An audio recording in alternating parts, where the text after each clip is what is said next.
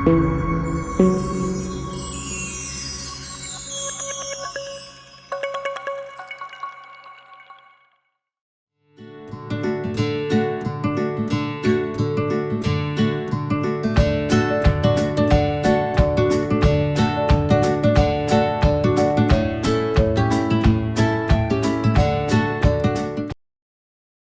Good morning my students.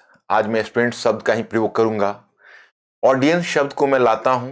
वैसे audience भी चाहे मोस्ट वेलकम, हमें खुशी होगी हमारे इस प्रोग्राम में भी शरीक हों, क्योंकि जैसा कि इसका हमने नाम दिया है, यह एग्जाम गाइडेंस सीरीज। एक्चुअली मैं स्टूडेंट्स मैं इसमें चाहता हूं कि हमारी और आपकी बड़ा ही इनफॉर्मल मुलाकात हो, फॉर्मल नहीं। क्योंकि कुछ चीजें मैं अपने स्टूडेंट्स को बोलता हूं कि आप हमसे बहुत कुछ सीखते हैं, तो हम भी आपसे कुछ सीखते हैं। आपसे हम क्या सीखते हैं? आपसे हम यह सीखते हैं कि हमें अध्यापन में किन छोटी छोटी बातों का ध्यान रखना है, जिससे अभ्यर्थियों के लिए विषय सरल हो जाए और उन्हें विषय को समझने और लेखन करने की बेहतर क्षमता उनमें विकसित हो। वे ज्यादा अपने सब्जेक्ट में कंफर्टेबल हो सके, चाहे जो भी सब्जेक्ट हो। तो ये मेरी कोशिश होती है और उसमें मैं हमेशा नए नए प्रयोग में विश्वास करता हूं, बच्चों के बीच रहता हूं। क्योंकि अब फिर ऑफलाइन क्लास खुले तो उनके संपर्क में आने का अवसर मिला, नहीं तो ऑनलाइन में डिस्टेंट एजुकेशन तो चलता ही रहता है, उसमें उनके क्वेरीज आते ही रहते हैं, तो उससे उनके रेंज ऑफ क्वेश्चंस के बारे में ज्ञान होता रहता है। और जब ओपन क्लास होता है उसमें तो मैं बहुत ही ओपन रहता हूं, तो उसमें बहुत खुला कम्युनिकेशन भी होता है, दोनों बातें हैं। इसमें देखो, मैंने टाइटल क्या लिया है, उत्तर लेखन में समस्या क्यों आती है। अब आप कहेंगे मैंने इस टाइटल को क्यों चुना, क्योंकि और मैं केवल इस एक टाइटल को नहीं चुना है। आप इस सीरीज को देखिए, इसका नाम हमने रखा है एग्जाम गाइडेंस सीरीज। मैंने सोचा है कि इसमें बहुत छोटी छोटी सी बातें, जो छोटी छोटी बात हमारी तैयारी में बहुत मायने रखती है और जो कई बार हमारे भविष्य की दिशा को बदल देती है, ऐसी छोटी छोटी बात को हम यहां रखें आपके इस प्लेटफॉर्म पर, और बड़ा ही गैर औपचारिक रूप में।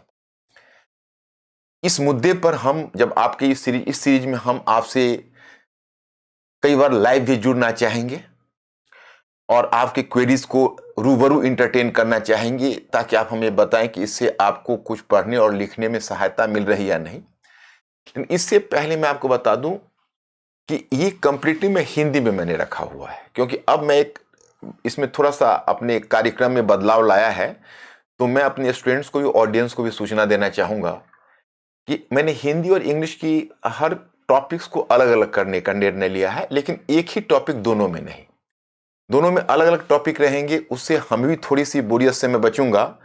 और दूसरा यह भी होगा कि ऑडियंस हमारे जो बाइलिंगुअल है, वो दोनों में हमारा एक इंग्लिश चैनल भी हमने बना लिया है और उस पर हमारा काम चल रहा है। तो उससे भी जुड़ जाइए आप, तो वहां पर जो टॉपिक आएंगे वो आपको मिलेंगे, और जो आपका एडवर्टीजमेंट है उससे आपको पता चलता रहेगा समय समय पर कौन सा टॉपिक आ गया। ये प्रश्न आज से नहीं, मैं 93 से पढ़ा रहा। 93 से इस प्रश्न का सामना हमें हमेशा होता है कि उत्तर लेखन में दिक्कत होती है, उत्तर लेखन में समस्या होती है।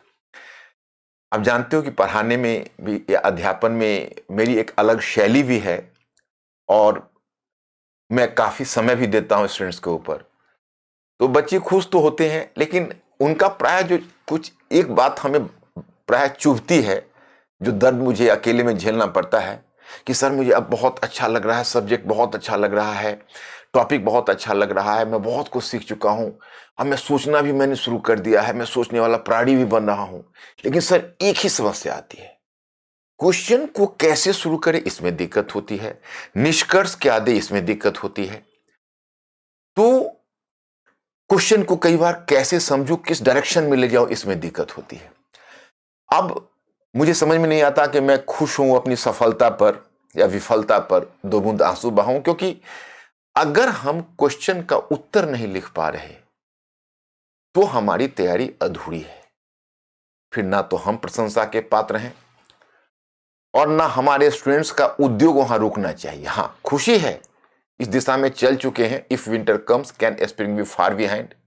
लेकिन हां, इसमें मुझे बहुत ज्यादा खुश होने की जरूरत नहीं है कि हमने बहुत बड़ा काम कर दिया, क्योंकि मेरे स्टूडेंट्स अब कुछ सोच भी रहे, चीजों को बहुत बढ़िया समझ रहे। जब वो समझ उनके लेखन में ढल जाएगी तब मुझे I have to take a sigh of relief, otherwise not. तो माय स्टूडेंट्स, मैं पहले आज यह नहीं कैसे उत्तर लिखा जाए, एक एक स्टैंडर्ड उत्तर क्या हो, उसके लिए मुझे फिर अलग मैं एक छोटी सी कक्षा रखूंगा। ये कक्षा में कोशिश करूंगा कि आप लोगों को बहुत ज़्यादा ना हो और आप लोग कैजुअली देखते रहें और इसी के अनुसार अपनी पूरी तैयारी को आप इंप्रूव करते रहें। देखिए, उत्तर लेखन में समस्या क्यों आती है। तो नॉर्मली एक आप देखेंगे कि यह एक बहुत यूनिवर्सल प्रॉब्लम है, मतलब एक अच्छे बच्चे से लेकर एक सामान्य बच्चे तक ये समस्या आती है। मैं अभी अच्छे उत्तर और बुरे उत्तर की बात नहीं कर रहा, सिर्फ अगर यह तय हो जाता है उत्तर लिखना है तो वहीं से समस्या शुरू हो जाती है। नॉर्मली बच्चों की टेंडेंसी होती है, मैं भी स्टूडेंट रहा हूं तो मैं स्टूडेंट लाइफ का बहुत सारे कॉम्प्लिकेशंस जानता हूं। यह भी जानता हूं कि एक बच्चे के मन में कितनी तरह की आशाएं निराशाओं का दौर चलता है, उथल पुथल मचता है। वो सारी बातों का ज्ञान हमें है। पढ़ना सभी चाहते हैं, सभी चाहते हैं कि हाँ मैं पढ़ता रहूं, पेजेज बताएं, 50 पेजेज, 58 पेजेज, 60 पेजेज, मैं 14 दिन 10 दिनों में, 7 डेज में, 8 डेज में उसको समाप्त कर दूंगा। लेकिन लिखना नहीं चाहते। क्यों? क्योंकि पढ़ने में हम तय करते हैं कि हमें कितनी देर पढ़ना है, क्या पढ़ना है, कैसे पढ़ना है, कितना एकाग्रचित होना है, या एकाग्रचित न होने के बाद भी अगर हम 17 नंबर पेज पर हमारा रीडिंग चली जाती है तो हम कहते हैं कि भाई हम अब 17 पेज पढ़ लिया। और अगर वैसा करते हुए एक एनसीईआरटी की बुक भी समाप्त हो जाती है तो तुरंत हम सामने वाले को बोल देते हैं कि सर, ये तो बहुत ही सामान्य सा प्रश्न है कि सर हमने एंशिएंट की एनसीईआरटी पढ़ ली, हमने मेडिवल की पढ़ ली, हमने मॉडर्न की पढ़ ली। मैं उस समय एक हल्की सी मुस्कुराहट के साथ उनसे प्रश्न करता हूं कि भाई आपने पढ़ी तो उसमें क्या देखा। तो फिर सम्यक जवाब मिलना बंद हो जाता है। तो होता क्या है कि पढ़ने में हम तय करते हैं इतने पेजेज पढ़े, एकाग्रचित हुए या नहीं, हमारे ऊपर कोई अंकुश नहीं, हम निरंकुश हैं। लेकिन जब हम लिखने बैठते हैं तो हमारे ऊपर एक बहुत बड़ा अंकुश है कि प्रश्न को समझो, उत्तर लिखो। अब हमारी परीक्षा शुरू होती है उत्तर लिखने में। पहले प्रश्न को समझना और उत्तर की दिशा लिखनी।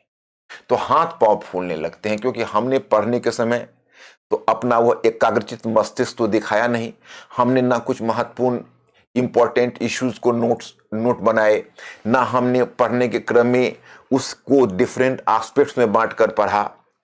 तो पहली समस्या वहीं से आती है कि अगर हमारी पढ़ाई योजनाबद्ध नहीं है तो पेजेज पढ़ने का कोई मतलब नहीं। दूसरी बात कि हमारा टॉपिक है उत्तर लेखन में समस्या क्यों आती है। उत्तर लेखन रूपी बीमारी का 75% इलाज स्टडी में, सेल्फ स्टडी, ये कैसे आप कर रहे हो, जैसे आप सेल्फ स्टडी कर रहे हो उसका वहां इंपैक्ट आना है। आपको पहले योजनाबद्ध तरीके से पढ़ना होगा। अब आप कहोगे कि भाई ये तो बहुत अस्पष्ट सी बात है, योजनाबद्ध, ये तो बहुत वेग है, कुछ कंक्रीट बताएं। कंक्रीट बताता हूं। आपको कोई एक टॉपिक उठाइए, क्या पढ़ना है। आपको अगर माने कि आपको इंडियन कॉन्स्टिट्यूशन, आप कहेंगे भाई आप अपने विषय की बात कर रहे हैं तो मैं इंडियन कॉन्स्टिट्यूशन की ही बात करता हूं। इंडियन कॉन्स्टिट्यूशन को आप लेते हैं, आपको वही पढ़ना है। उस पढ़ने में आपको पहले यह एक उसको स्टार्ट करने से पहले एक बार पाठ्यक्रम पर, सिलेबस पर आप नजर डालिए कि सिलेबस में आपको क्या क्या चीजें मेंशन है। उससे क्या होगा, आपको पढ़ने का एक ओरिएंटेशन मिलेगा। और मैं तो यह कहूंगा कि सिलेबस की स्टडी आपकी पूरी पढ़ाई का बेसिस है। आप सिलेबस की स्टडी ऐसे करें जैसे आपकी स्टडी टेबल के सामने। वैसे तो आपका इलेक्ट्रॉनिक्स वर्जन हमेशा उपलब्ध है, लेकिन इलेक्ट्रॉनिक्स वर्जन का कुछ लिमिटेशंस होता है, उसको खोजना पड़ता है, निकालना पड़ता है। मैं तो चाहूं कि आपकी जो स्टडी टेबल है उसके सामने फिजिकल फॉर्म में अगर सिलेबस चिपका हुआ हो और किसी न किसी बहाने रोज आप एक बार जो एरिया पढ़ रहे हैं कम से कम उसको, जैसे आप इकोनॉमी पढ़ रहे, हिस्ट्री कल्चर पढ़ रहे, इंडियन सोसाइटी पढ़ रहे, जो भी एरिया पढ़ रहे उसको एक बार टॉपिक पढ़ने से फायदा होगा। उससे आपको पूरी पढ़ाई को ओरिएंटेशन मिलता है। तो नंबर 1 वह करना है। तो ये पहली चीज योजनाबद्ध में। दूसरी चीज है, अब अगर हमें मान ले अगर कॉन्स्टिट्यूशन में पढ़ना है तो हमने पहले तय कर लिया कि कौन कौन सा एरिया है। जैसे प्रियम्बल का एरिया है, फंडामेंटल राइट्स और डायरेक्टिव प्रिंसिपल्स है। तो अगर क्रमबद्ध होकर पढ़ोगे तो जाहिर है कि प्रियम्बल के बाद आप जब कॉन्स्टिट्यूशन पढ़ाओगे तो यूनियन ऑफ स्टेट्स की तरफ है, उसके जो आर्टिकल 1 to 4 पढ़ते जाओगे। आप वैसे एक बार देख लो। लेकिन जो आपका प्रियम्बल है, फंडामेंटल राइट्स और डायरेक्टिव प्रिंसिपल्स है, उसकी कनेक्टिविटी है।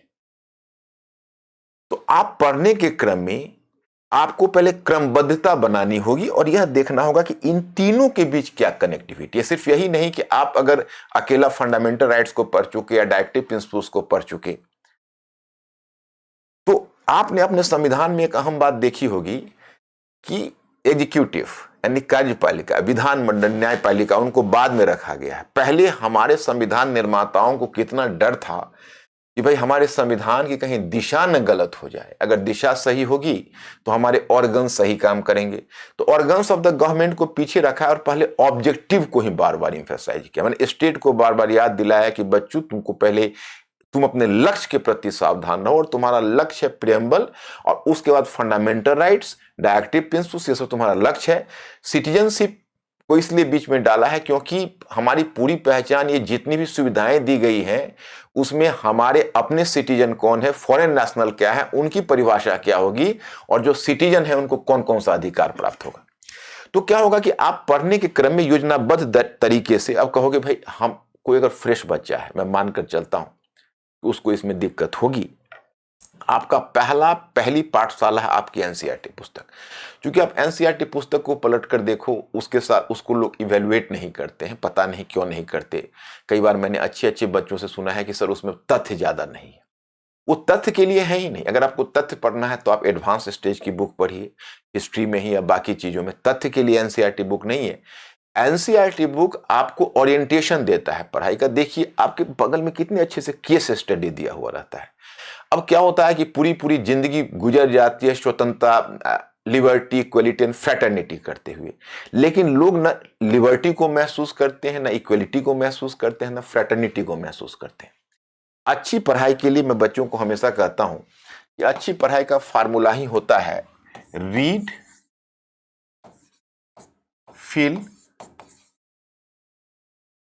Feel and think. ये तीनों में कनेक्टिविटी अगर एक कोई बुक यह करवाता है तो एनसीईआरटी बुक। आप देखो अगर वो लिबर्टी का चैप्टर होगा तो एक केस स्टडी बगल में दिया रहेगा, एक बच्चे का किसी के जीवन की कहानी, वो ऐसे जा रहा था, ऐसे हुआ, फिर वो स्वतंत्रता के महत्व को समझा, या गुरुजी ने कक्षा में स्वतंत्रता के महत्व के विषय में बताया। तो कई बार आपको मुस्कुराहट निकलेगी कि बचपन में हम लोगों को किसी ने ऐसा नहीं बताया। हम लोगों ने लिबर्टी को पढ़ा जरूर, उस पर अच्छे निबंध भी लिख के अंक लाए, लेकिन हमने उस लिबर्टी को कभी उन बच्चों की भीड़ में महसूस नहीं किया। यह महसूस अगर कराता है तो थैंक्स टू एनसीएफ 2005, लेकिन उसका इंप्लीमेंटेशन नहीं हो सका। आज 2005 में वो एनसीएफ आया था और 2006 में आपकी एनसीईआरटी बुक आई थी। अभी हम लोग 2022 में है, ईयर्स को काउंट कर लीजिए। बच्चों को निर्देश दिया गया है एनसीईआरटी बुक में जिस आपको अभ्यास में मिलता है, और शिक्षकों के लिए भी एनसीएफ आया था, उनको भी निर्देशन मिला था। उनका शिक्षकों का जैसे 2005 में इनका आया है, तो शिक्षकों का भी 2011-12 में कहीं आया था, डेट हमको एग्जैक्ट याद नहीं है, लेकिन इसको उन्होंने गंभीरता से कभी लिया नहीं। और एनसीईआरटी में भी लोग फैक्ट्स ही ढूंढते हैं, इंफॉर्मेशन ही ढूंढते हैं। ये एक बहुत बड़ी समस्या आ गई। इधर 2005 के बाद यूपीएससी ने तेजी से अपने आप को चेंज करना शुरू कर दिया। तो यूपीएससी में चाहिए सोचने वाला प्राणी, और हमारी यूनिवर्सिटी के जो प्रोडक्ट हैं वो रटने वाले प्राणी हैं। अब इन दोनों प्राणियों के बीच तारतम्यता स्थापित करना मुश्किल है। तो पहली पाठशाला है एनसीईआरटी पुस्तक। उसके बाद आप सीनियर से, टीचर से, या कोचिंग जहां भी करते हो, कोचिंग से आप गाइडलाइन लेते रहिए। और वहां से जैसे आपने लिया तो अब एक बेसिक फाउंडेशन तो वहां मिल गया, लेकिन अब आप वहां पर उसके ऊपर पूरी तरह से डिपेंड मत करिए, नहीं तो आपका विकास रुक जाएगा। आप वहां से फंडामेंटल्स जानने के बाद अपनी युक्ति लगाइए, और अपनी युक्ति में आप यह लगाइए कि योजनाबद्ध तरीका क्या हो। तो आपने जैसे सिलेबस पढ़ा, सिलेबस के बाद पार्ट को देखा, पार्ट को देखने के बाद आप क्वेश्चन पेपर रख दीजिए सामने। क्वेश्चन पेपर रखने से क्या फायदा होगा कि आपको क्वेश्चन का ओरिएंटेशन का ज्ञान होगा। कहोगे कैसे? मैं आपको बताता हूं। डे टू डे लाइफ में मुझे ये कॉन्ट्राडिक्शन मिलता है, और क्यों मिलता है हमें पता नहीं। बच्चे बहुत बेचैन होकर, जैसे बच्चे ज्वाइन किया या जस्ट इंक्वायरीज में आए, तो इंक्वायरी में तो हमसे मुलाकात खैर नहीं वैसी हो पाती है, हम उसमें, लेकिन जैसे ज्वाइन किया उसके बाद क्लास के बाद आए या क्लास में ही उन्होंने प्रश्न किया कि सर हम लिखने में दिक्कत हुई है, सर क्वेश्चन को कैसे लिखे। पहले ही मतलब उनकी इच्छा होती है कि आज क्लास ज्वाइन हो और कल या परसों से हम स्मार्ट आंसर लिखना शुरू कर दे, और गुरुजी हमारी पीठ थपथपा कर बोले कि वाह बच्चे, तुम अपने भविष्य में बहुत अच्छा करो। काश यह सुखद स्थिति होती तो मुझे भी बहुत अच्छा लगता, लेकिन वो सुखद स्थिति तो आती नहीं है, क्योंकि पहले तो उनको पढ़ने के बाद याद ना रहने की समस्या है, और आजकल तो और भी ज्यादा ये इंफॉर्मेशन सूचना प्रौद्योगिकी के युग में जो ज्ञान का जिस तरह का अनीमिया आ गया है, तो मुझे बरबस वो एंशिएंट मैरिनर की वो पोएम याद आ जाता है, water water everywhere all the boats did shrink, water water everywhere nor any drop to drink. चारों तरफ नॉलेज सोसाइटी है, नॉलेज बिखरे पड़े हैं, लेकिन सबसे बड़ी कमी नॉलेज की दिख रही है, क्योंकि ज्ञान फैला हुआ है। अब उस ज्ञान को कैसे समेटते हो आप, उस पर आपका सक्सेस बहुत हद तक डिपेंड करता है। तो मैं आपको बता रहा था कि जब क्वेश्चन पेपर आप देखोगे तो ओरिएंटेशन मिलेगा। बच्चे जब पूछते हैं कि सर हम कैसे लिखें, लिखने में समस्या होती है, या मैं अमुक चीज मैं नहीं लिख पाता हूं, मैं उनसे एक सवाल करता हूं कि आपके घर में क्वेश्चन बैंक है, आपने अमुक टॉपिक का क्वेश्चन पढ़ा है? तो थोड़ा झेपते हुए कहते हैं कि नो सर सॉरी, क्वेश्चन तो नहीं देखा। अब बताइए, जिस बच्चे की पूरी बेचैनी क्वेश्चन राइटिंग के लिए है, उसने क्वेश्चन पेपर अभी तक नहीं देखा है। अब बताइए, इस प्रकार की कल्पनाशीलता में जीने से तो सफलता फिर दूर हो जाएगी। पहले तो आप क्वेश्चन को देखिए, क्वेश्चन को हमेशा टॉपिक बाय टॉपिक ऑब्जर्व करिए। हो सकता है कि आपको जो पढ़ाया जा रहा हो परीक्षोपयोगी नहीं हो। जब आप क्वेश्चन को देखेंगे तो आपको पता चलेगा आपने यह एस्पेक्ट किया, यह एस्पेक्ट छूट गया। तो आप आइए, योजनाबद्ध तैयारी, योजनाबद्ध तैयारी में सिलेबस, सिलेबस के बाद बुक के टॉपिक्स को मिलाना है, और क्वेश्चन पेपर को देख के जैसे पता करना है, जैसे फंडामेंटल राइट्स है, या डायरेक्टिव पुस्पोसी पढ़ते हो, या फर्स्ट वर्ल्ड वॉर या सेकेंड वर्ल्ड वॉर पढ़ते हो, या आप 1857 का महाविद्रोह ही पढ़ते हो, तो आप उसमें यह देखो, जैसे आपने 10 वर्षों के 12 वर्षों के क्वेश्चंस को देखा, तो उससे आप एक पेपर लो और पेन से लिखना शुरू करो कि इसमें क्या क्या पूछा है। तो आप कहोगे इस पर प्रकृति पर पूछा है, प्रभाव पर पूछा है, महत्व पर पूछा है, 1857 के पृष्ठभूमि पर पूछा है, 1857 के दूरगामी प्रभाव पर पूछा है।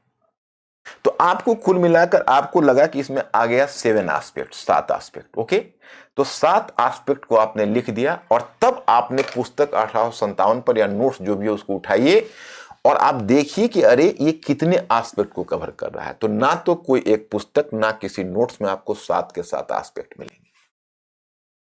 तो आपको तब ये ईयर मार्क करना है कि इसमें हमने कौन कौन सा एस्पेक्ट पा लिया। Aspect number 1, aspect number 3, aspect number 5, लेकिन यहाँ 6 मिसिंग है, यहाँ 3 मिसिंग है।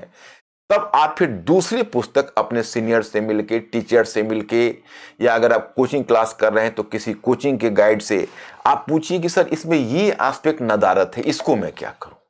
तब उनका काम है खोज कर देना कि आपको दें, आपको बताएं, या फिर कहें कि नहीं ये एस्पेक्ट आपके लिए इंपॉर्टेंट नहीं है, कुछ तो बोलेंगे। उससे क्या होगा कि आपका 7 एस्पेक्ट तैयार होगा। उसके बाद आप यूपीएससी के एग्जाम में जाएंगे, स्टेट सर्विसेज के एग्जाम में जाएंगे, हर जगह आप, हाँ, एक संभावना बनी रहेगी, उसका जवाब मैं आगे दूंगा कि आपने 7 एस्पेक्ट किया है, लेकिन अब एग्जाम में आप गए तो आपको एक 8वां एस्पेक्ट मिल गया, जिसके लिए पहले से आपने तैयारी नहीं की हुई। उस पर भी हम आते हैं, उसको कैसे टैकल करने का हमारे पास क्या रास्ता हो सकता है, उस पर आगे आते हैं। तो देखो, तो पॉइंट नंबर 2 में मैंने बताया योजनाबद्ध तरीके से पढ़ना है।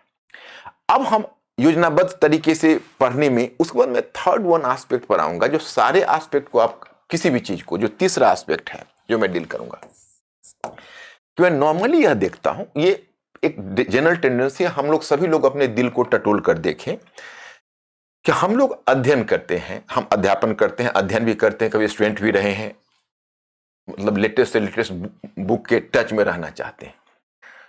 तो हम सोशल साइंस में जो एक सामाजिक विज्ञान है, पहले हम सामाजिक विज्ञान के मर्म को समझें। सामाजिक विज्ञान में कोई भी विचार अंतिम विचार नहीं होता, कोई भी एस्पेक्ट, कोई भी संदर्भ अंतिम नहीं होता, कोई भी व्यक्तित्व पूर्ण नहीं होता, कोई भी संस्था पूर्ण नहीं होती। हर चीज के दो पक्ष होते हैं, सबल पक्ष, निर्बल पक्ष, और हर चीज के 5 या 6 डायमेंशंस हो सकते हैं। जैसे हम किसी एक को पकड़ लें, अगर आप फर्स्ट वर्ल्ड वॉर को ही पकड़ ले तो इसमें कई डायमेंशंस निकल कर आ सकते हैं। कहोगे कैसे? तो एक डायमेंशन हो सकता है ये हुआ कैसे, इसके पीछे इसका संबंध फ्रांस की क्रांति से लेकर औद्योगिक क्रांति तक कैसे था। दूसरा कि इसका संबंध कहीं ना कहीं जो इंसिपिएंट नेशनलिज्म या आरंभिक राष्ट्रवाद है बाल्कन क्षेत्र का, उससे इसका संदर्भ कैसे था। तीसरा, इसका संदर्भ साम्राज्यवाद के पहलू से कैसे था। पांचवा, इसका संदर्भ इसने जो फर्स्ट वर्ल्ड वॉर है या फर्स्ट वर्ल्ड वॉर ने किस तरह से यूरोप को आगे बढ़ाया, आर्थिक क्षेत्र में इसने क्या प्रभाव डाला, सामाजिक क्षेत्र में इसने सशक्तिकरण करने का भी काम किया और कुछ वर्गों को दबाने का भी काम किया, यूरोप से बाहर इसकी अभिव्यक्ति कैसे हुई। तो मतलब आप अगर काउंट करते चले जाएंगे तो इसके कम से कम 10 या 12 एस्पेक्ट निकल कर चले आएंगे। तो पक्ष दो होते हैं। अच्छा, फर्स्ट वर्ल्ड वॉर का अच्छा पक्ष अब मैं आपको बताना चाहता, मैं आपसे पूछता हूं कि सामंतवाद को ही लीजिए। मैं आपसे पूछूं एक स्टूडेंट के रूप में कि बचपन से जो आपका एक सोशल कंडीशनिंग हुई है उसमें आपने क्या जाना, सामंतवाद अच्छी चीज है या बुरी चीज है? तो आप कहेंगे सामंतवाद अच्छी चीज है, नहीं सॉरी बुरी चीज है। आपको कोई कहे कि अच्छा सामंतवाद का 2-3 अच्छाइयां बताइए, तो आप कहेंगे यार मैंने तो देखा ही नहीं था इसको। तो नहीं, सोशल साइंस वाले का ये नहीं है, कोई पॉइजन है, विष है, तो उसके भी कुछ अच्छे पक्ष हैं। तो हमें सभी के दोनों पक्षों को तौलते हुए रहना पड़ेगा। अब यूपीपीसीएस में एक बार प्रश्न पूछा था कि सामंतवाद के महत्व को बताइए। तो सामंतवाद को अगर तुम भारतीय सामंतवाद के महत्व को बताइए, तो महत्व में वही फ्यूडल लॉर्ड्स है जिसने एग्रेरियन इकोनॉमी का विकास किया है, एग्रीकल्चर के विकास में काम किया है, नए नए क्षेत्रों को आबाद करने का काम किया है, सिंचाई के विकास का काम किया है, बागवानी खेती को प्रोत्साहन दिया है, सिंचाई में घेरेदार कुएं से लेकर छोटे तालाब जलाशय तक। और फिर वही लैंडलॉर्ड क्लास है जिसने कला और साहित्य को भी प्रोत्साहन दिया है। उतने कलाकारों को संरक्षण किसने दिया? और ये जो आप देखते हो रासो साहित्य से लेकर संस्कृत साहित्य जो उस समय लिखे गए किसने किया? और ये जो नागर शैली ऑफ आर्किटेक्चर है, उस काल का मूर्ति कला है, हु हैज पैट्रोनाइज्ड इट, किसने उसको संरक्षण दिया? तो मतलब अगर आप देखेंगे तो उसके भी दोनों पक्ष निकल कर आएंगे। आप सिर्फ एक पक्षीय ध्यान ना रखिए, किस समय क्या जरूरत पड़ जाए। अब मैं बताता हूं, यूपीपीसीएस में एक बार क्वेश्चन पूछा था औरंगजेब के ऊपर क्वेश्चन पूछा और पूछा कि संभवतः मुगल शासकों में औरंगजेब सबसे योग्य शासक था। समालोचनात्मक परीक्षण कीजिए, आलोचनात्मक परीक्षण कीजिए। खैर थैंक्स गॉड उसने यह नहीं दिया कि विश्लेषण कीजिए या सोदाहरण व्याख्या कीजिए, नहीं तो अर्थ का अनर्थ हो जाता। तो ऐसा क्वेश्चन सेटर नहीं देते हैं, क्वेश्चन के अंदर वो सुराग दे देते हैं। बच्चे कहते हैं मैं क्या लिखूं, तो मुझे आश्चर्य होता है कि शायद ठीक से अध्ययन नहीं है। क्वेश्चन तो स्वयं बता रहा होता है क्या करें। काफी तैयारी के बाद स्टूडेंट्स प्राय पूछते हैं कि सर शब्दावलियों का क्या मतलब है। तो अब तक क्या हो रहा था, बिना शब्दावलियां समझे हुए हम कैसे आगे बढ़ सकते। दूसरी बात यह है कि शब्दावलियां उत्तर लेखन की मैं एक अलग कक्षा लूंगा, आप चिंता मत करें। अब हमारा ये सीरीज स्टार्ट हो गया है, टाइम टू टाइम अगर आप लोग चाहें तो हम प्रकट होते रहेंगे और इनफॉर्मली, माने गैर औपचारिक रूप में। इसमें ना हमें कोई ज्यादा लोड लेना है ना आपको। और 2-3 क्लास के बाद कभी कभी मैं आपको लाइव भी खोल दूंगा ताकि आप डायरेक्ट हमसे कम्युनिकेट कर सके। यही मैंने इसमें योजना बनाई है, क्योंकि मैं जो बच्चों में जो कंफ्यूजन देख रहा हूं स्टूडेंट्स में, उसमें मुझे लगता है कि नहीं, उनको थोड़ा सा इस पहलू पर उनको ज्यादा इंपार्ट करना होगा, नहीं तो उनकी तैयारी का डायरेक्शन शुरू में ही अगर गलत हो गया तो आगे इससे बहुत हानि होती है और उसके बाद फिर संभालना आगे मुश्किल हो जाता है, समय की कमी पड़ जाती है। तो मैंने ये जो बताया, ये तीसरे वाले एस्पेक्ट, उसमें एक चीज को और भी मैं यहां पर स्पष्ट करना चाहूंगा कि अगर सभी पक्षों का आपको ज्ञान रहता है तभी जाकर आप इस शब्द का मतलब निकाल सकते हैं। विवेचन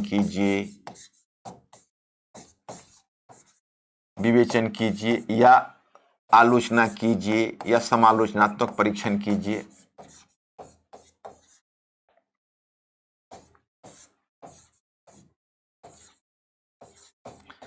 ये शब्द का मतलब तभी निकल कर आता है, क्योंकि विवेचन कीजिए में होता है कि किसी चीज पर एक से अधिक विचार है, उन विचारों को अपने दृष्टिपथ पर लेकर और तब आप अपना विचार दीजिए। और आलोचनात्मक परीक्षण करने का मतलब होता है कि आप दोनों पक्ष को तौलिए और दोनों पक्ष को देते हुए फिर अपना स्टैंड को क्लियर कीजिए। तो मैं एक उदाहरण आपको बताता हूं। जैसे देखिए, दोनों पक्षों का ज्ञान होने का मतलब क्या होता है, क्वेश्चन के हिंट को समझना। जैसे देखिए, एक एक क्वेश्चन मैं रखता हूं कि मैं हिस्ट्री में नहीं रखता हूं। आप लोग कहेंगे भाई बाइट केवल हिस्ट्री की बात कर रहे हैं, मैं किसी और भी विषय का यहां पर उदाहरण देता हूं। जैसे आपसे यह क्वेश्चन डाला जाता है कि न्यायिक सक्रियता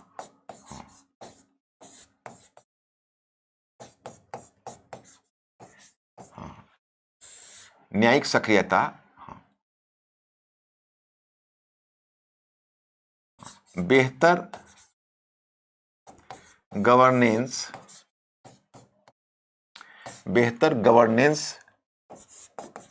स्थापित करने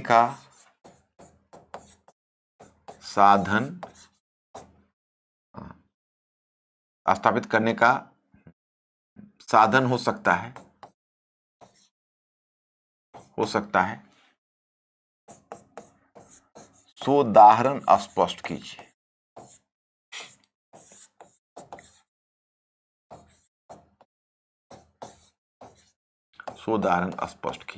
ओके, क्वेश्चन 1 हुआ। क्वेश्चन टू यही स्टेटमेंट में यही छोड़ता हूं।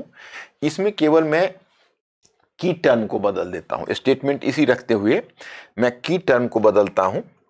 वो टर्म है आलोचनात्मक परीक्षण कीजिए।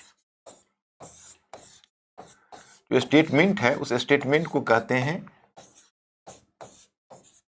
टॉपिक स्टेटमेंट, और उसके पीछे जो होता है उसको कहते हैं डायरेक्टरी। आलोचनात्मक परीक्षण कीजिए, ये टॉपिक स्टेटमेंट हुआ। उसके बाद जो शब्द है, वो जो नीचे शब्द दिया हुआ है, उसका मतलब होता है डायरेक्टरी। डायरेक्टरी का मतलब है कि वो आपको दिशा देता है कि आप इसको इस दिशा में ले। अब जैसे स्टूडेंट्स कहते हैं कि हम नहीं समझ पाते हैं, तो पहले तो आपको पूरी न्यायपालिका और पूरे संविधान की बेहतर समझ चाहिए, इसमें कि संविधान की बेहतर समझ हो। अब देखो, हमें हिंट कैसे मिलना है। हिंट ये मिलना है कि इसमें दिया है सोदाहरण स्पष्ट कीजिए, तो हम एक साई ऑफ रिलीफ लेंगे। अच्छा, ये सोचता है कि इसको न्यायिक सक्रियता से कोई समस्या नहीं है, ये मानकर चलता है। क्योंकि देखो, अब कॉन्स्टिट्यूशन में भी क्या होता है कि दो तरह के स्कूल हैं। एक को कहते हैं कॉन्स्टिट्यूशनल ओरिजिनलिज्म। कॉन्स्टिट्यूशनल ओरिजिनलिज्म कहता है कि देखो भाई, जो कॉन्स्टिट्यूशन के मेकर्स थे, उन्होंने बैठकर जो विचार किया, सोचा, वो पत्थर की लकीर है, उसमें छेड़छाड़ मत करिए।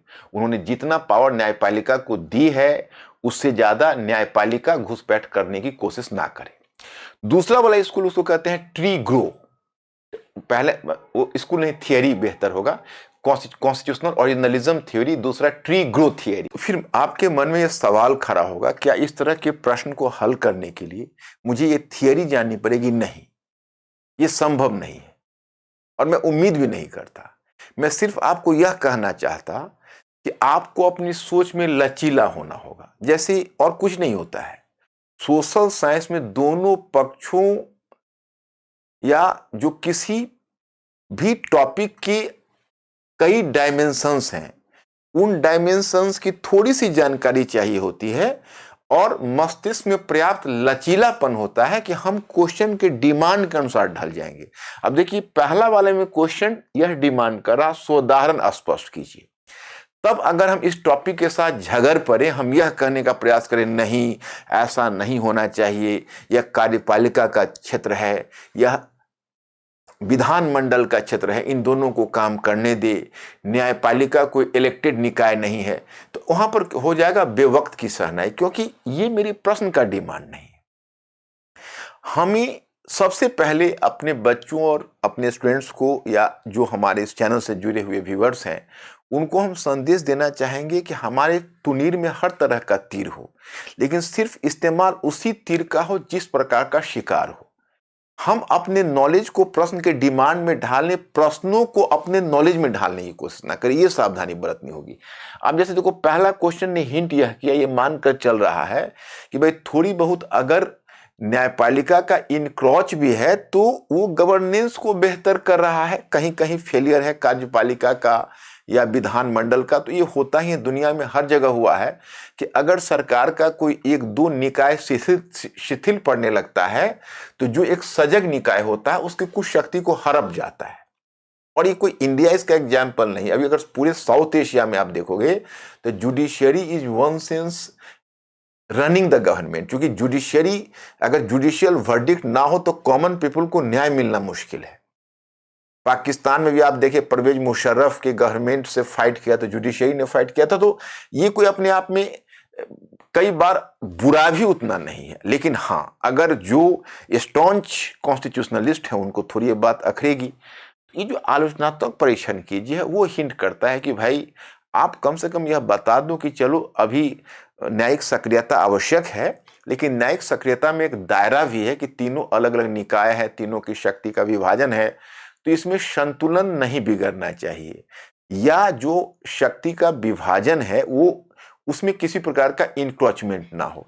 तो मैं ये नहीं कहता हूं, आपके पास ये बात की जानकारी है, लेकिन उस जानकारी को प्रश्न पर कैसे फिट करना है ये बहुत आवश्यक हो जाता है।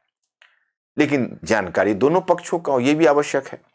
तो यही मैं एग्जाम्पल देना चाहता था। इसके बाद मैं बढ़ना यह चाहूंगा, या मैं आपको यह बताना चाहूंगा कि अब अगर दूसरा मुद्दा आता है, जो मैंने अभी तक 3 मुद्दे आपसे डिस्कस किए हैं, एक मुद्दा मैं चाहता हूं कि बच्चों को ये प्रशिक्षण मिलना चाहिए, ये प्रशिक्षण मिलना चाहिए जिसे आप कहते हो अंतर अनुशासनात्मक दृष्टिकोण।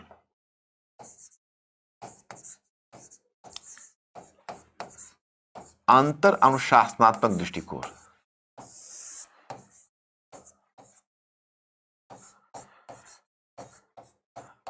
अब मैं आपको यह बताना चाहता कि यह इसलिए आवश्यक है क्योंकि बहुत सारे क्वेश्चंस ऐसे हैं जिनको आप सिर्फ हिस्ट्री की जानकारी या इकोनॉमिक्स की जानकारी या पॉलिटी की जानकारी पर हल नहीं कर सकते हो। और सबसे बड़ा तो आज आपके लिए चैलेंज है निबंध का पत्र, जिसमें 250 अंक हैं। वो आज बच्चों के भविष्य को निर्धारित करता है, तो वैसी के लिए भी हमें आवश्यक है। अब मैं एक उदाहरण आपको बताता हूं। जैसे आपके सामने एक स्टेटमेंट आता है और जिसको आपको हल करना है। अब मान लो निबंध का पत्र दे रहे हो कि एक अच्छी आर्थिक नीति, एक अच्छी आर्थिक नीति, आर्थिक नीति एक बुरी राजनीति सिद्ध होती है।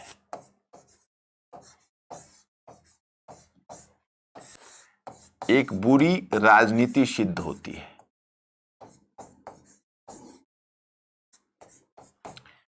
अब इसी स्टेटमेंट को देखिए। इस स्टेटमेंट में क्या है, तो इसमें आपको इकोनॉमी और पॉलिटी दोनों का ज्ञान चाहिए।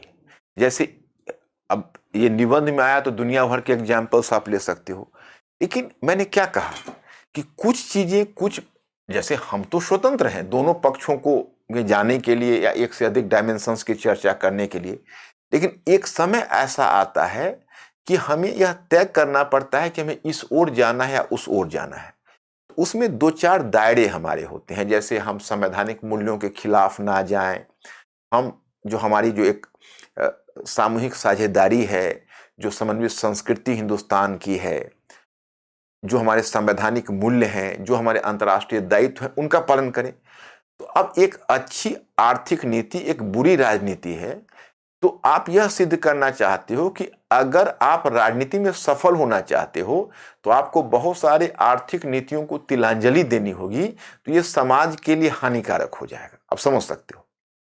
तो हम अंतिम स्टेटमेंट के साथ हम इसको इस तरह का जो वक्तव्य हो, क्योंकि यह वक्तव्य का समाज में नुकसान होना है कि अगर मान लीजिए आप कुछ इस प्रकार के, अब जैसे अभी बजट आया तो इस बजट में कम से कम एक ऐसा देखा गया कि चलो भाई इलेक्शंस इतने सारे प्रोविंसेस में हैं, बावजूद उसके सरकार फ्री बीज की तरफ उन्मुख नहीं हुई, कुछ ठोस आर्थिक नीति लाई। कुछ ने कहा कि भाई इनका ध्यान 2024 के चुनाव पर है, कुछ ने कहा कि गवर्नमेंट ने बड़ी दृढ़ इच्छा शक्ति दिखाई है। अगर दृढ़ इच्छा शक्ति दिखाई है तो वंदनीय है कि भाई, और अगर आपकी इकोनॉमी ग्रो करती है तो आज न कल जो आपके आलोचक है वो वही कल आपको समर्थक होंगे और वोट देंगे। हो सकता है आपको असेंबली इलेक्शन में इसका फायदा ना मिले, लेकिन आगे चलकर आपको बहुत फायदा मिले। तो अच्छी स्टैंड हम यहां ले सकते हैं कि एक अच्छी आर्थिक नीति एक अच्छी राजनीति भी है, अगर हम धैर्य से उसका क्रियान्वयन करें। क्योंकि अच्छी आर्थिक नीति अगर बुरी राजनीति होगी तो हम अच्छी आर्थिक नीति चला ही नहीं सकते। तो ये मैं एक उदाहरण के तौर पर कहा। इसके लिए हमें इकोनॉमी की समझ भी चाहिए, इसके लिए हमें पॉलिटिक्स की भी समझ चाहिए, क्योंकि हमको बहुत सारे एग्जाम्पल्स देने पड़ेंगे। तो अंतर अनुशासनात्मक दृष्टिकोण तो मेरे विचार से ये होना चाहिए। आपके एनसीईआरटी पुस्तक का पूरा ध्यान उसी अंतर अनुशासनात्मक दृष्टिकोण को डालने पर है। मैं तो कहता हूं कि इंफॉर्मेशन गैदर करने के साथ साथ आप अपनी अंडरस्टैंडिंग को डेवलप करिए, जिसको मैं हमेशा आलोचनात्मक सोच या क्रिटिकल थिंकिंग की बात करता हूं। अब मैं पांचवा आपको एक उदाहरण देना चाहूंगा। जो पांचवी चीजें हैं वह यह है कि अध्ययन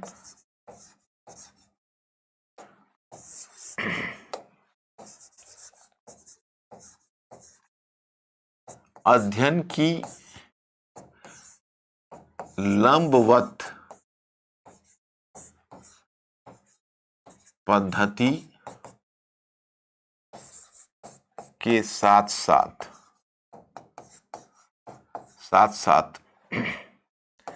क्षैतिज पद्धति का भी उपयोग, यानी अध्ययन की लंबवत पद्धति के साथ साथ क्षैतिज पद्धति का भी उपयोग। ये क्षैतिज पद्धति इतना इंपॉर्टेंट, इतना सटीक है कि एक बार अगर आपको इसकी लत लग गई तो आपको केवल वर्टिकल स्टडी से सेटिस्फैक्शन नहीं होगा। जैसे वर्टिकल स्टडी में मैं एक उदाहरण आपको बताता हूं कि जब हम सामाजिक विज्ञान पढ़ते हैं तो सामाजिक विज्ञान में एक कॉमन पीपुल या स्कॉलरली नॉलेज में क्या फर्क होता है? कोई बहुत ज्यादा फर्क नहीं होता है। फर्क ये होता है कि अब अगर उनको आज की समस्या आप बताओगे, आज की श्रीलंका की समस्या बताओगे कि श्रीलंका में ऐसे हुआ, इंडियन गवर्नमेंट को ये प्रॉब्लम हो रहा है, चाहे कई बच्चे हमें ही कहते हैं कि सर श्रीलंका पर लेक्चर दीजिए। इस पर आप देखते हो कि हमेशा मेरी कोशिश होती है कि मैं चीजों को समग्रता से थोड़ा सा दिखाऊं। इसलिए मैंने अतीत और वर्तमान संवाद श्रृंखला भी आपके लिए लाया है, या फिर एक मैंने क्रिटिकल, जिसको आप कहते हो past and present communication series, दूसरा क्रिटिकल थिंकिंग सीरीज। क्योंकि मुझे ऐसा लगता ही नहीं कि आज के संदर्भ में किसी बच्चे को हम भारत और श्रीलंका संबंध बता दें, वो बच्चा वास्तव में, वो स्टूडेंट उस क्वेश्चन को सॉल्व कर पाएगा। क्योंकि स्टूडेंट को पीछे की जब तक अंडरस्टैंडिंग नहीं होगी तो वर्तमान से वो जुड़ ही नहीं पाएगा। ये मेरा अपना मानना है और ये आप भी महसूस करके देखोगे।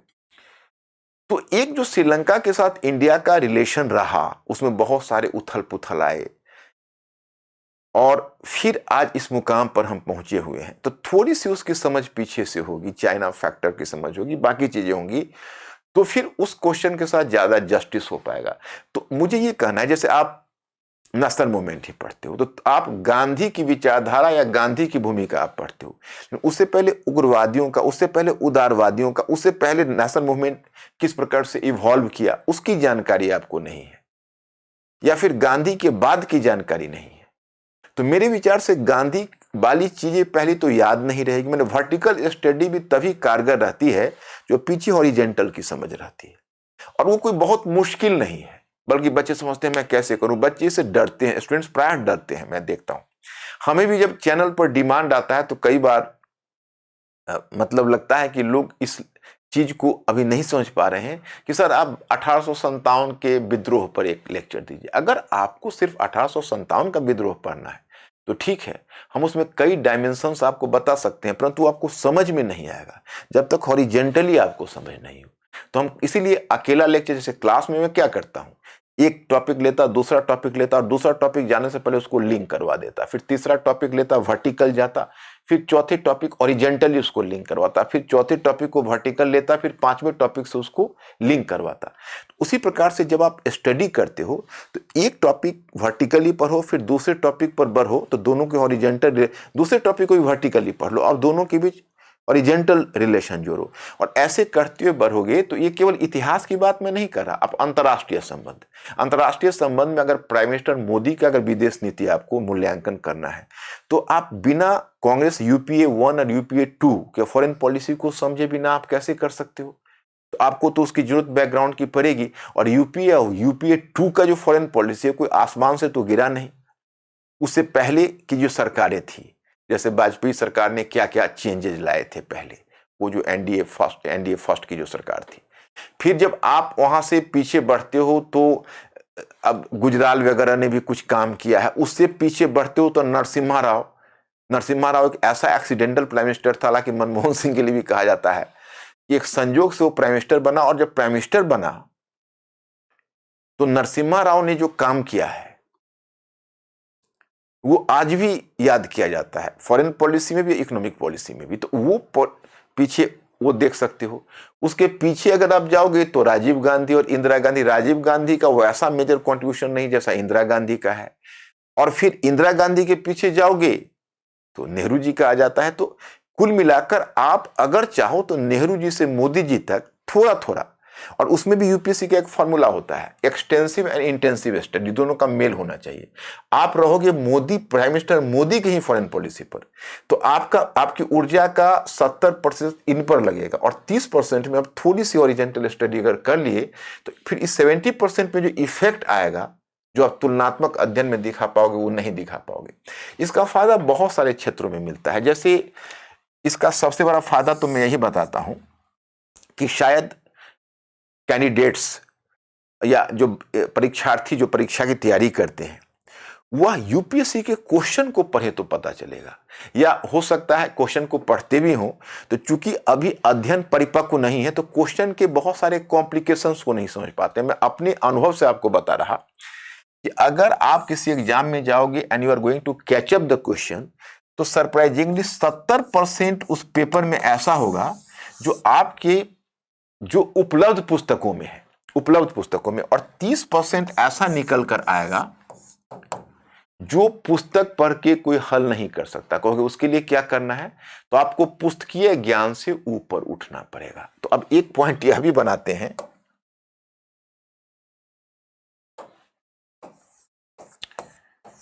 पुस्तक से आरंभ करके पुस्तकीय ज्ञान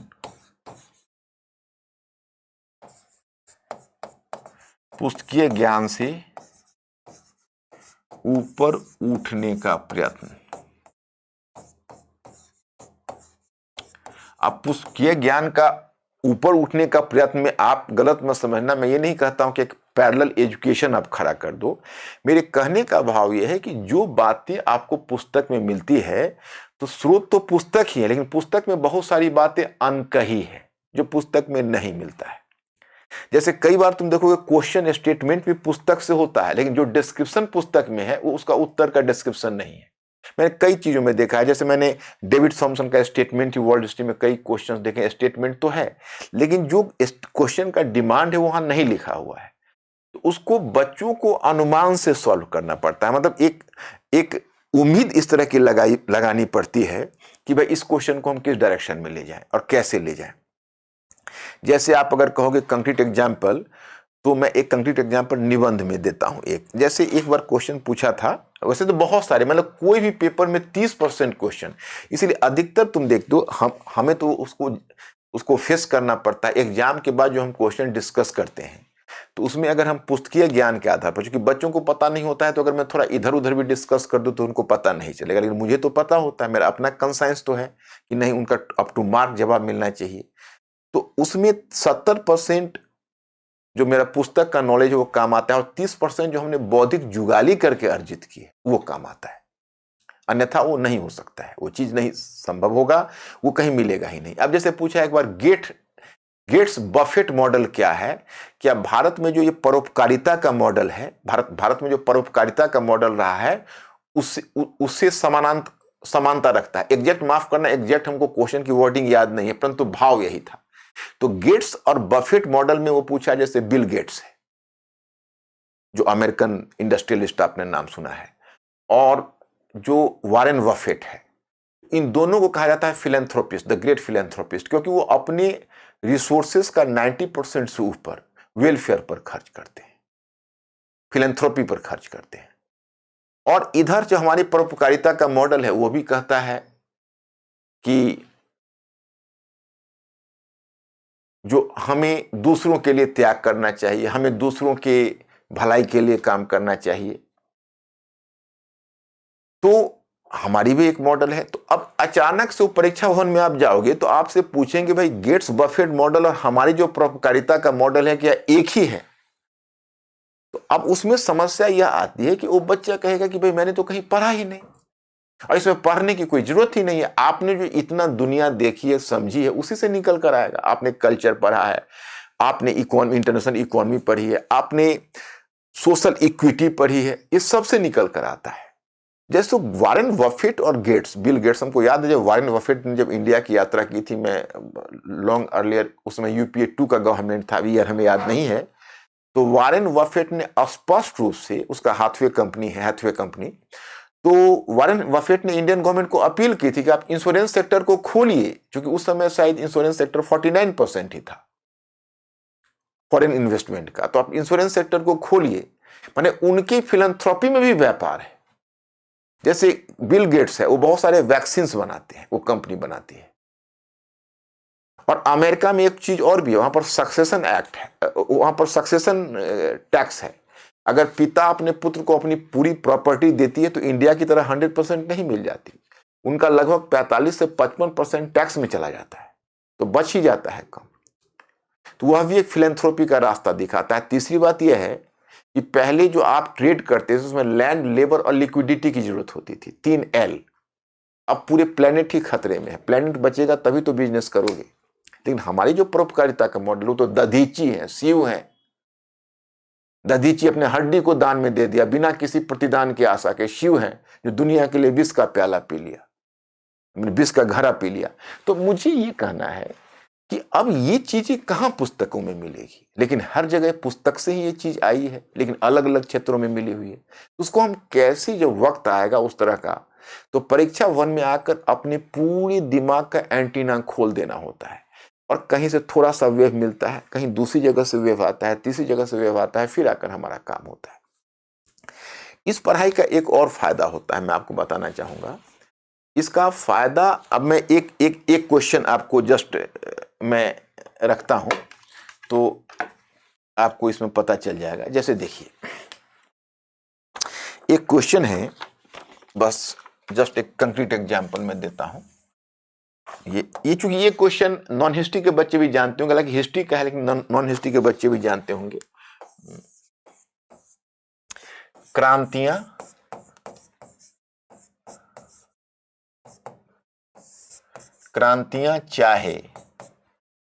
चाहे रूस, क्रांतियां चाहे रूस 1917 की हो या चीन 1949 1949 की एक देश में परिवर्तन लाने का, एक देश में परिवर्तन लाने का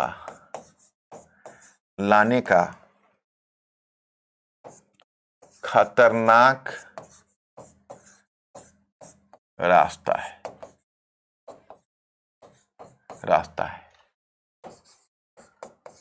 टिप्पणी कीजिए, टिप्पणी कीजिए, टिप्पणी कीजिए। अब यहां क्रांतियां चाहे रूस की हो या चीन की, एक देश में परिवर्तन लाने का खतरनाक रास्ता है टिप्पणी कीजिए।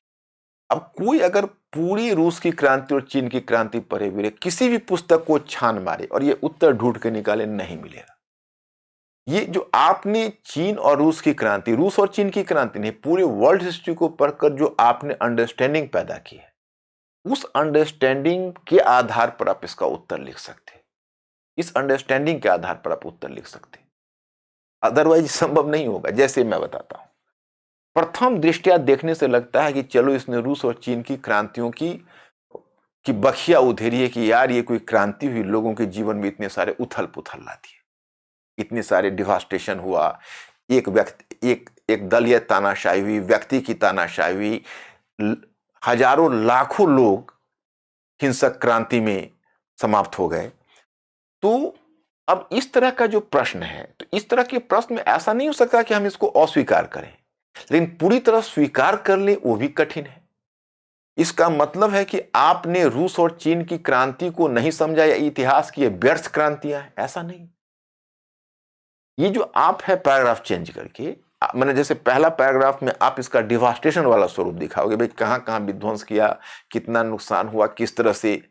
लेकिन पैराग्राफ दूसरे में आपको यह बताना पड़ेगा कि आपको थोड़ा सा पीछे अंडरस्टैंडिंग में जाना पड़ेगा कि रूस की क्रांति और चीन की क्रांति ऐसा नहीं कि इतना डिवास्टेशन हुई, कोई रास्ता बदलाव का नहीं था। और जब सत्ता बदलाव के सारे रास्ते बंद कर देते हैं तो इस तरह का विस्फोट होता है और तब परिवर्तन होता है और फिर नया समाज पैदा होता है।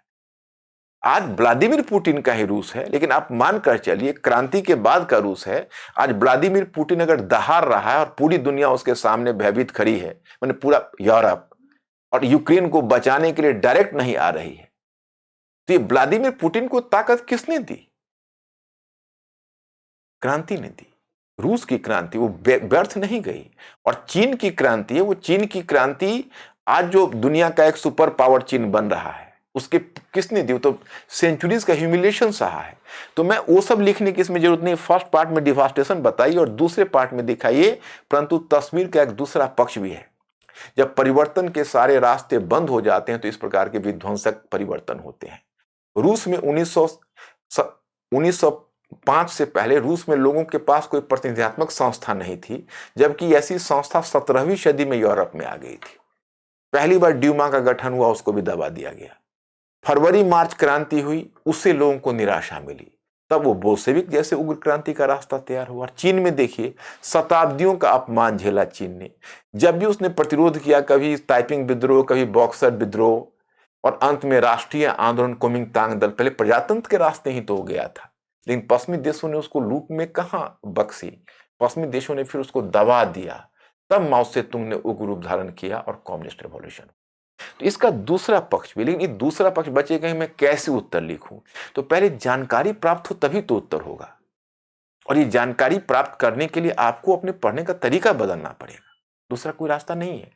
और इसमें निराश और डरने की जरूरत नहीं, केवल तरीका बदलिए और थोड़ा सा टाइम दीजिए, सफल हो जाएंगे। पहले ही यात्रा हमारी सही दिशा में जाए, वो ज्यादा इंपॉर्टेंट है। मतलब यह कहना या गलत आश्वासन, हाँ बच्चों आप बहुत अच्छे पढ़ रहे हो, आपको पढ़ना है लेकिन सही तरीके से पढ़ना है, बस मेरा अपील ये है। अब लास्ट में और कुछ नहीं, लास्ट में मैं आपको एक चीज, जैसे आपने बताया छठा है, तो 7th में ये कह सकता हूं, अभिव्यक्ति पक्ष। अब देखिए, आज की तारीख में कई लोगों में भ्रम है कि अरे अब तो हम पॉइंट्स में लिखना है तो अभिव्यक्ति की क्या जरूरत है। नहीं, क्वेश्चन जो पूछा जाता है उस क्वेश्चन के डिमांड को फुलफिल करने के लिए क्वेश्चन को अच्छे ढंग से शुरू करिए। आप यही समझेंगे वेल बिगन हाफ डन। और फिर बड़ी बड़ी बातें, अब देखो इतनी बातें मैंने आपको बताई, इन बातों को आपको कितने शब्द में लिखना है? इन बातों को आपको लिखना है 150 शब्दों में, 200 शब्दों में। 200 शब्दों में इतनी बातें लिखनी है। तो अगर आप में अभिव्यक्ति पक्ष मजबूत नहीं है तो या तो 200 शब्द में आप एक पक्ष भी नहीं कह पाएंगे, दोनों पक्ष लिखना है। या फिर हो सकता है एक आप उत्तर लिखने चलें तो वो भाषा ही आपका साथ, अभिव्यक्ति आपका साथ न दे और 200 शब्दों में आप ना लिख पाए, तो अभिव्यक्ति को भी बेहतर बनाना आवश्यक है। और इसके लिए एक रास्ता है नियमित प्रैक्टिस। हम लोग एकदम ठान लें कि एक क्वेश्चन का आंसर हमें प्रत्येक दिन प्रैक्टिस करना है। 200 शब्द, कम से कम 200 शब्द का क्वेश्चन हमें प्रत्येक दिन लिखना है। धीरे धीरे लिखते लिखते प्रैक्टिस मेक्स परफेक्ट, और एक समय आएगा कि आप कम शब्दों में ज्यादा बातें कह जाओगे और आपकी भाषा ज्यादा अभिव्यक्ति परक होगी, ज्यादा विश्लेषण परक होगी। लेकिन चूंकि इस लेक्चर में हमारा उद्देश्य आपको क्वेश्चन राइटिंग सिखाना नहीं है, उसके लिए मैं अलग, चूंकि मैंने ये सीरीज शुरू कर दिया है, आप लोग भी मेरे चैनल से जुड़ने के बाद आप लोग भी अपना मुद्दा, अपनी परेशानी को रखिएगा, ताकि मेरे तक पहुंच सके कि मैं और क्या कर सकता हूं। और फिर मैं इस सीरीज को भी चलाऊंगा। इसका मतलब पीछे की सीरीज बंद नहीं हुई। Present and past communication series and critical thinking series चलता रहेगा। ये सीरीज में थोड़ा सा शुरू में मैंने आज 5 मिनट का टाइम इसलिए दिया कि लोग इसके ऑब्जेक्टिव को पहले समझे, इसीलिए। लेकिन अब अगले जो लेक्चर होगा उसमें ऑब्जेक्टिव समझाने की जरूरत नहीं, मैं सीधा मुद्दे पर आ जाऊंगा। तो आज से हम लोगों ने शुरुआत की है, आप लोग इससे जुड़े और मेरा विश्वास है कि इसका बहुत ज्यादा फायदा आपको मिलेगा। आज यही रुकता हूं, फिर किसी दूसरे लेक्चर में इसी सीरीज में मिलूंगा। Okay, thank you very much.